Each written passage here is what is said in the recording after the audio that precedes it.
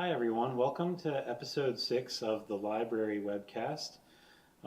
Today we have a special guest with us, Charles Emery. Thanks for coming out.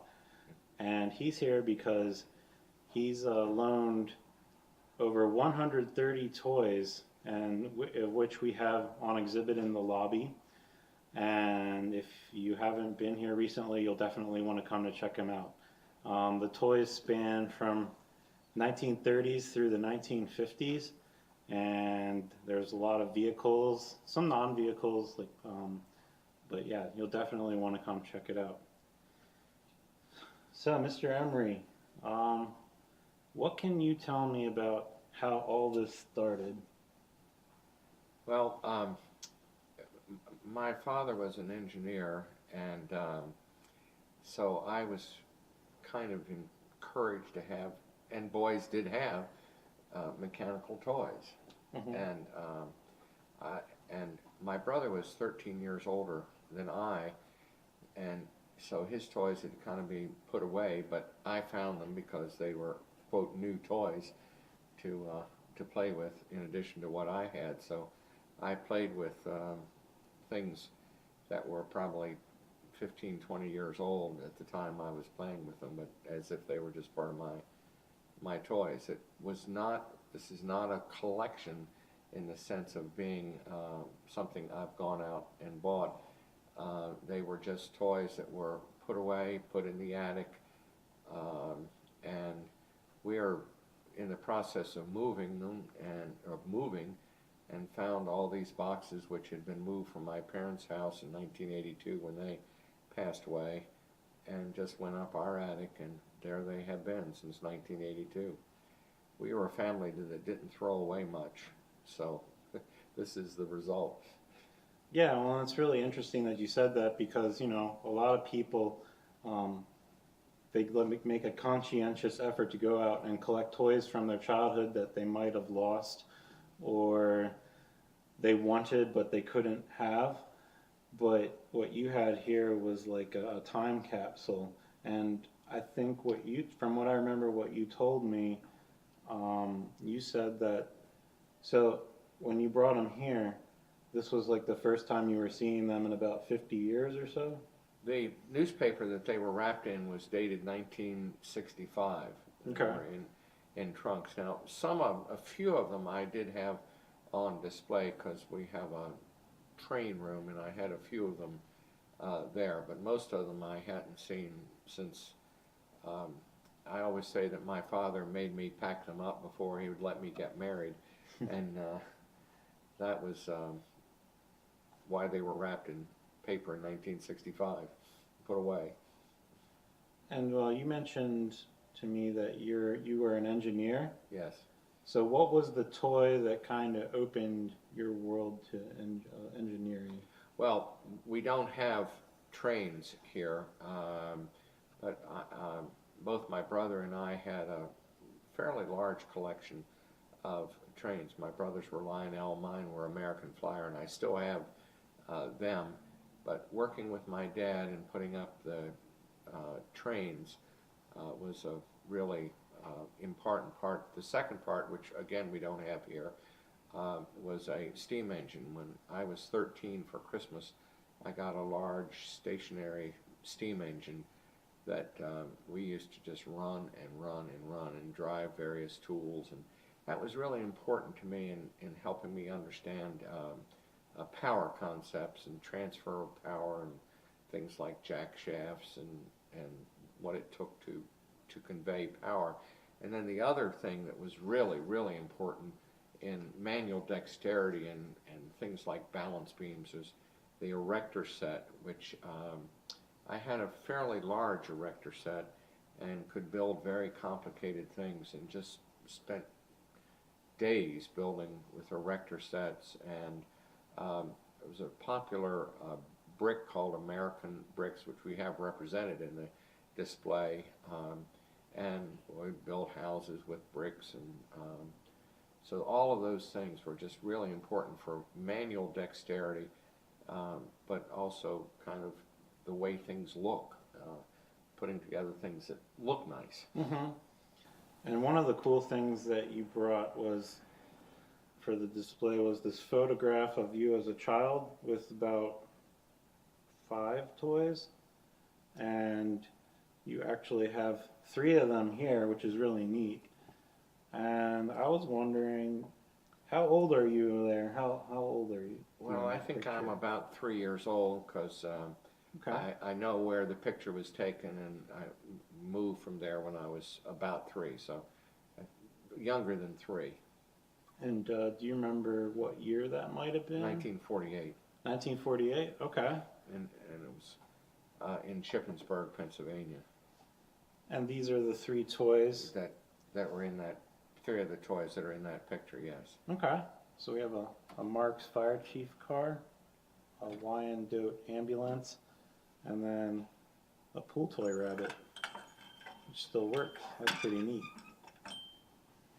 And this bus here, I know you said it had a special story. Could you tell us about that?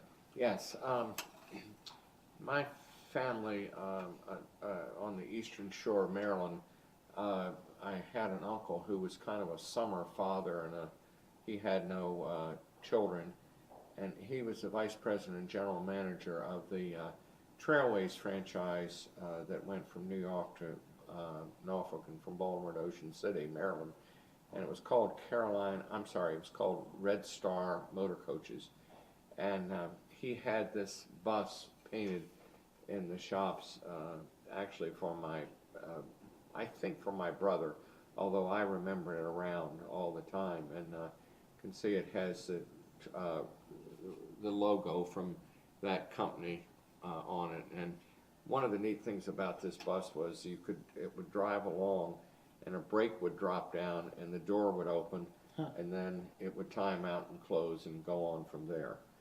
And it had a tail light. So this has always been very special because, frankly, it reminds me of that uncle who I dearly loved, Edgar Bennett. Very cool. Do you know if it still works? I haven't tried it, so no, I don't know if it still works. Oh, okay.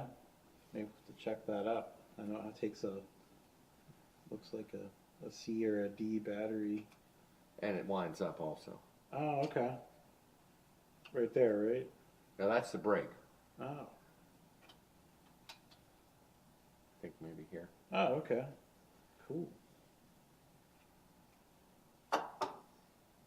Now, do you want to tell us about any of the other toys that are on this table? Yes. This is kind of representative of 2 things. In the display is one of the model cars that my dad and I put together, but for about 3 years, in my memory, I don't know exactly, we used to spend most Sunday afternoons after dinner putting together model cars and painting them.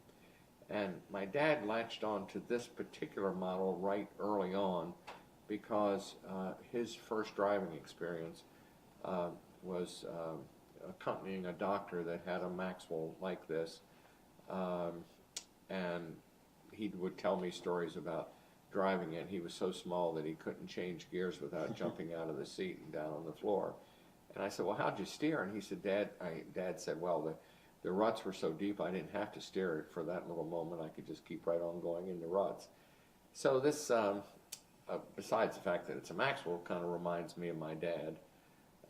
And he, on the AACA theme, he had a friend that had a 1908 Model 10 Buick, and he, this friend of my father's, and I used to tour around a bit in it, and that was my first car show and first kind of introduction to antique cars, and I've just kind of kept that interest up all the time.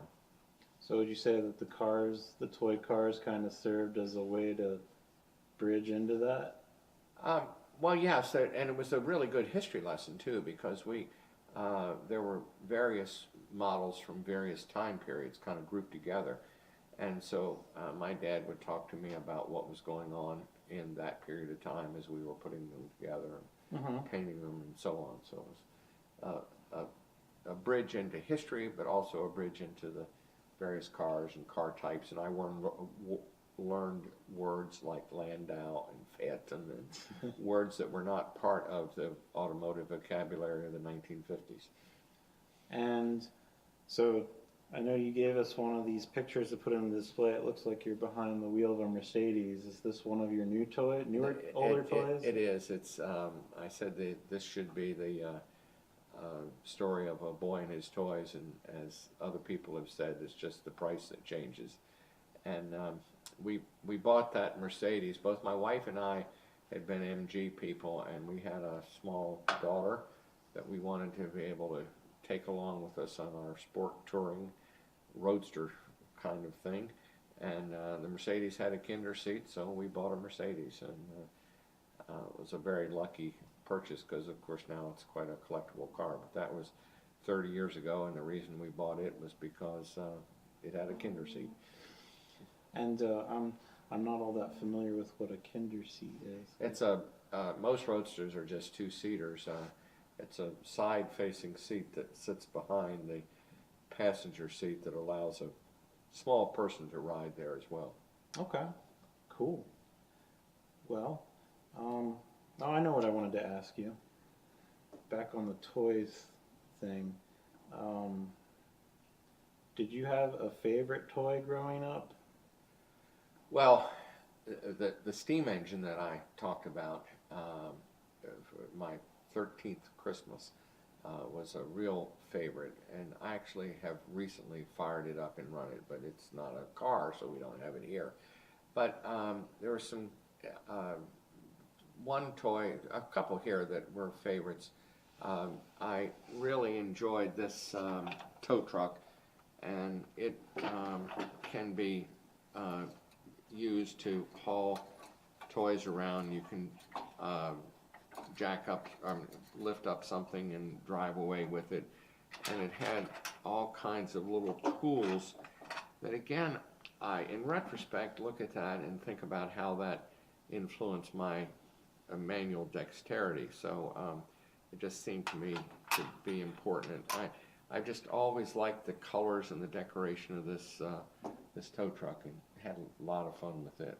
Yeah, it still looks beautiful today. I know you said that you and your brother were taught to take good care of your toys growing up. We were, I think we were, they have words for it now, but we were very careful, and we actually even waxed them. Mm-hmm. Yeah, I mean, like, usually, a lot of times when you see these, a lot of the print is worn off, and it's amazing that you still have the tools, too, with it, because that's usually, like, the first thing to get lost. Yeah, well, we were very, very careful with them. And incidentally, the wheels on this can be changed, and so it was not just something to push around. It's a very hands-on toy. And then the other one that is kind of fun to talk about is this Cadillac and trailer. Some of the older people out there might remember Lucille Ball and the Long, Long Trailer, which was a movie in the 50s. And so we replicated that experience, and we could go out. You can see I used some erector set pieces to put these two together. I don't know what the tow vehicle for this trailer was originally, but the lid comes off, and you can set it up with lawn furniture, and we used to drive around and take camping trips. And the hood opens on this, so actually you can see I've opened it so many times it's broken. But I got to see some of the engine components in it as well. Oh, that's really neat. And this also has tools that could change tires, and there's a spare tire here. So as I sit here and think about it, I guess I like toys that were kind of interactive, that I could do something with, and that's what I did. Not just have it, just push drag around. it around. Well, I'm glad you actually brought this one up, because after you had brought the stuff to set up, I went and I looked through our files to see if we might have anything on it. I didn't find this exact one, but the manufacturer that made it, they're known as Ideal, and they called it the Ideal Fix-It car. And this is a little catalog from the 1950s. And way back when, it cost $6. And it had all the features that you mentioned, and it also had a sticker with license plates on it that you could put on the back. Uh-huh. And then this was such a favorite toy of mine that I actually, my wife and I restored a house starting in 1970, and I bought this very truck that I think it's a 1954 International, and I needed a truck, and it just turned out that I bought this exact truck. So it's kind of fun to have had a toy and then have had another full-size toy. So you're a big International Harvester Well, fan? I didn't think I was until we put this exhibit together, and I found out I had a Farmall tractor and Farmall farm wagon, and actually 4 different International Harvester trucks. So somehow that happened, but I guess it was in my subconscious when I went and bought that truck. Yeah, we actually have a whole shelf down there devoted to that. Do you want to talk about this one here?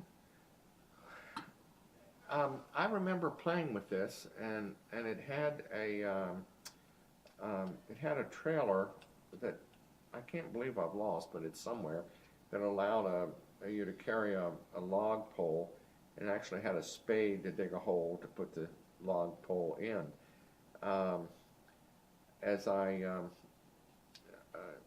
It's a kind of interactive toy that I would have liked, but I have to say I don't remember specifically playing with this. I remember having it. I remember hauling around the log, but I don't remember anything particular about it. But of course, in the 1950s, Bell Telephone was part of everybody's life, so it was kind of fun to have that connection to the industrial world. Do you want to know how much it cost back in 1955? What did it cost? It was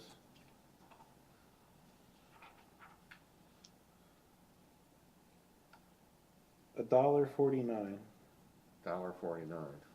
Well, a princely sum. My wife asked me how I ended up with some of these things, and I said, I think there might have been some guilt involved. My father traveled a good deal, and my memory is that he used to bring me back something at the end of a week of being away. So okay. I suspect this was a end of the week present, although I don't remember that for sure. Some of them I do remember. There's a road grader in the exhibit that was that. This was very exciting when I got that. Yeah, that thing's huge. And I think you said, did you say that your aunt also took you to the dime stores? And I had 2 aunts that I dearly loved, and one of them I used to pal around with and do pretty much anything she'd go through, and that always included a trip through the dime store, and I'd always con something out of her. Well, we're glad you did, because we're happy to have your toys on display here. Before we finish up here, I wanted to know if there were any toys that maybe got away. Were there any, like, do you have, is this pretty much all the toys that you had, or were there any that kind of, wound up in other places over the years? Well, speaking to my innate generosity, which had to be fine-tuned as I grew, my mother made me give away a car to the Hungarian refugees that our church sponsored in 1958 or so, and it was one of those, I may forgive you for doing that, but I haven't forgotten. As anyone can see, I shouldn't have missed any one car, but I do remember that, and it's been a lesson about innate generosity and having to be taught that. And then, as I was sitting here waiting for you to open this this process here this morning, I was looking at one of the pedal car books, and I know I had a pedal car because I remember driving it on the sidewalk, but I really don't remember what it was, and so it must have gotten away. It was too small, too big to put in a trunk and store up the attic. But most of the other things, the trains and the Plasticville houses for the trains and the steam engine and all that stuff, I still have. Great. Well, maybe we can help you track down the pedal car in one of these books. That'd be neat. Well, there is one more toy that I wanted to highlight. It was just too big to fit on here. Mike, could you please bring the over here?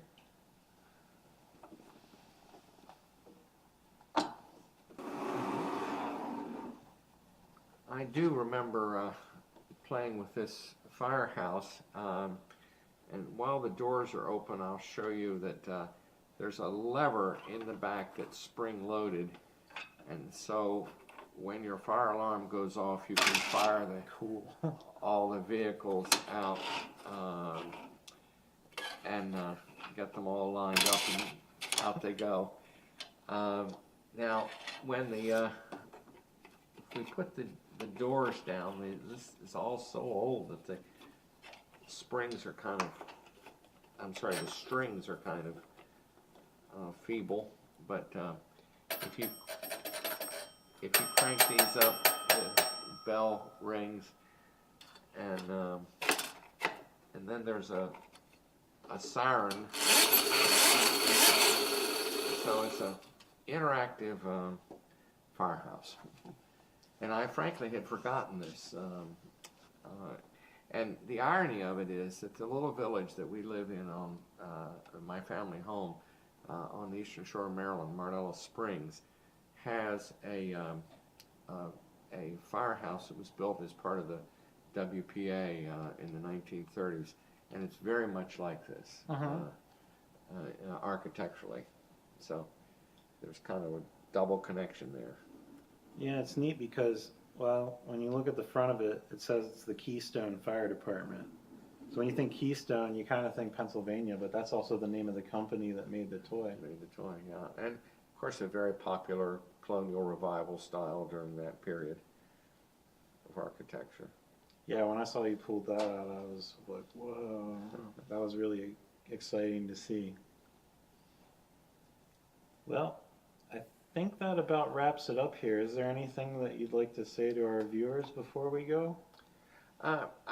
As I looked and thought about this, I just thought about it being a boy and his toys and the making of an engineer, and just how important it was to me, and in my later professional career, that I had things that helped me with manual dexterity and some basic physics concepts, like, as I said, with the steam engine. And toys are educational without necessarily trying to be educational, specifically.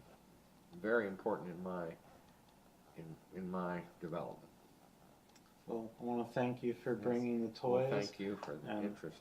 Sharing the history behind them with us. It's a very unique, I don't want to say collection, I'm trying to avoid saying that, but I'm having trouble finding the words. It's a very unique range of items. Stop. And if you guys want to come check it out, I really recommend it. The toys will be on display in the lobby, and we have some in the lower level. You'll definitely want to come visit and see them. Thanks for watching, and we'll see you next time. Matt, thank you for your interest in it. No, you're really welcome. Fun. Thank you for sharing them. We all had a lot of fun looking at them. Well done, well done. Good job.